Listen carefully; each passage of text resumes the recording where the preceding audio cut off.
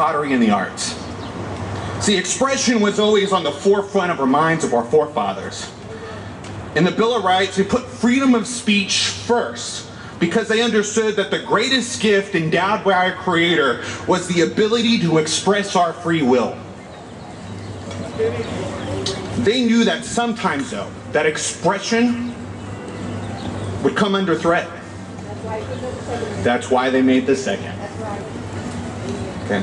Many of the Alamo defenders were simple farmers, men whose trade was to reap what you sow. You know, I learned a great lesson from a farmer when I was younger. He said to me, sometimes you just have to stand up. This man was an usher in my church, a man small in nature but big in personality, his skin weathered by time. And every week he would be there struggling to get up to do his honored task. One day he looked at me as I tried to help him up and he said those words to me. Sometimes you just have to stand up. Stand up for what though? Being an usher and an obvious leader in the church, he could have asked any of the younger men to take his place, but he held strong and kept his sacred task. Going aisle by aisle, collecting the tithes, collecting individual sacrifices of the families and members of the congregation. We need these types of people in our society. People who can paint a larger picture for us and to remind us that we're not alone in our efforts. Here's a secret that never seems to get out. We're all born for this. Every single one of us. In this country, we're all given a sacred task.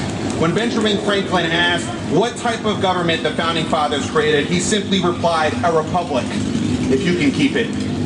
We all know those words. The tree of liberty requires that we get up early in the morning like farmers, we tend to its roots, we prune its branches, and from time to time, we remove those pests. And that's what George P. Bush, people like Mayor Ron Nirenberg, what they're doing, they appoint members of people who we don't vote for. These are those pests that we must remove.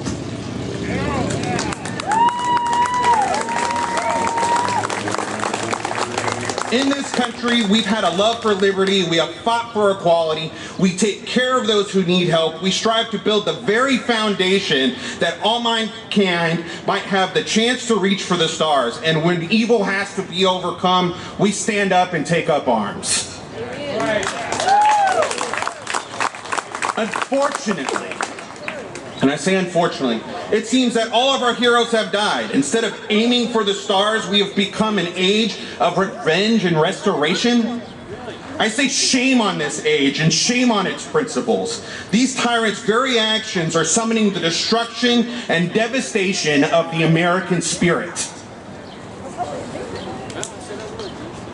I imagine a world where we were once soldiers and scholars, inventors and explorers, aviators and artists, where few outnumbered men starving with no hope of survival will pronounce, come and take it.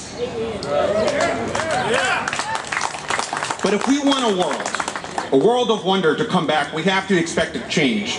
If I can't be expected to change, how can I expect others to? A great artist once said that a man that can read that doesn't has no advantage over a man that can't. The principles of our time have created a world where most don't pick up a book after high school, meaning the only books they have read have been chosen by the despots in power.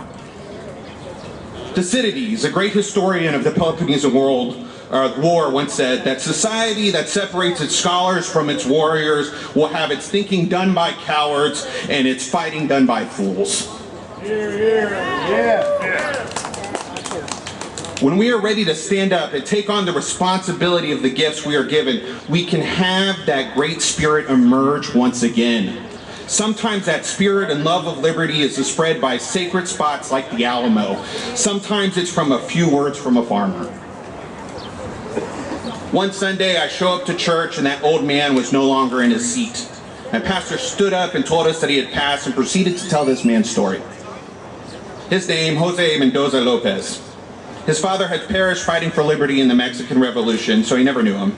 His mother died from tuberculosis. So at a very young age, he went to live with his uncle farming around Brownsville. From there, he became a boxing champion, losing only 3 fights in his career with over 50 wins under his belt. Till one day, when tyranny and oppression facing the whole world, he would join the U.S. Army.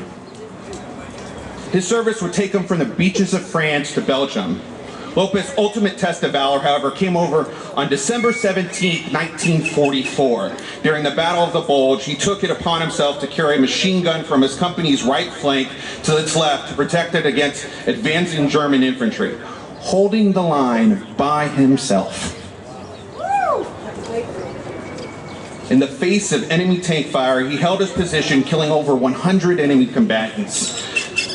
He was awarded the Medal of the Honor for actions, and apparently when he didn't run away over such overwhelming numbers and asked why he didn't, he simply said, "Sometimes you just have to stand up." Amen. This is the great spirit of the United States.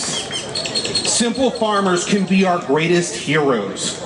When we remember the words of the Alamo defenders, "Come and take it," they are referring to our very spirit. Our great defiance against tyranny and oppression are what make this country great. And if it comes to it, each one of us willing to fight and hold that line, because sometimes you just have to stand up. Thank you, guys.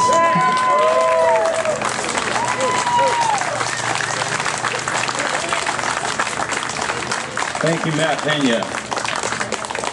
So guys, just real quick before I call up the next speaker, you guys pretty much see we've got the signs out for the 2 medical stations. If you guys need anything, water, hand sanitizer, you name it, we've got it. And then also one of our TITFF members, Tom, is right over here behind Richard Briscoe. Richard, raise your hand up so you can see. Right there is Tom. We've got a raffle where we've got the John Wayne toilet paper. We've got a nice American Zippo. And we've also got a Native Texan bumper sticker. Did you bring? And we've got the Hillary Clinton toilet paper as well.